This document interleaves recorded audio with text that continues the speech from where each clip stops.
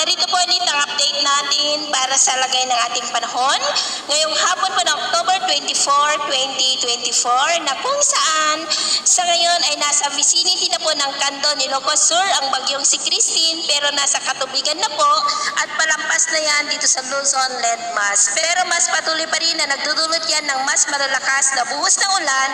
dyan po sa may Central Luzon, Metro Manila, Calabarzon, Mimaropa, ilang bahagi ng Bicol Region, Western Visayas, maging dito po sa ilang bahagi na lamang ng Northern Luzon, habang taglay pa rin ang lakas ng hangin na umaabot po sa 95 kilometers per hour, habang kumikilos pa rin pa westward sa bilis po na 20 kilometers per hour, at posibleng bukas pa yan ng hapon makakalabas dito po sa ating area of responsibility. Samantala, ang potensyal na bagyo na kasunod ng bagyong si Christine sa labas ng ating area of responsibility sa silangang bahagi,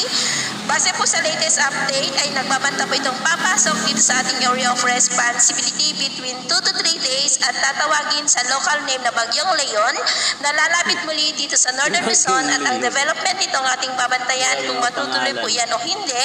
lalo na at nasa malayo pa, at mayroon din pong amihan na nasa taas na hinahatak na ng bagyong si Christine at posible nitong pahinain ang potensyal na bagyong Leon o kaya po ay itutulak pababa ang track. Sa ngayon, dahil kay bagyong Christine ay nakataas pa din ang tropical cyclone wind signal number 3 sa may Ilocos Sur, Mountain Province, La Union, Benguet, Ifugao, Pangasinan,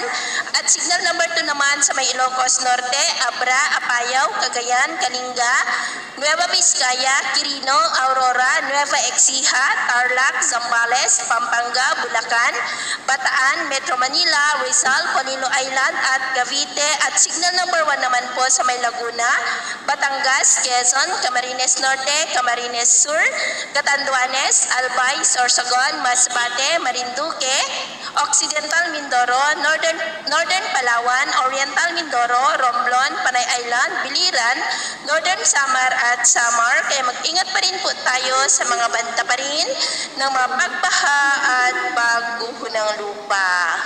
At sa atin naman pong mga baybayin, dahil po sa bagyo, ay iwasan na po muna natin ang papalaot sa halos buong seaboard ng ating bansa, maliban po dyan sa southern seaboard ng Mindanao, dahil ang mga alon po ay posible pa rin na aabot hanggang po sa 5 to 10 meters height. Kaya hanggat maaari,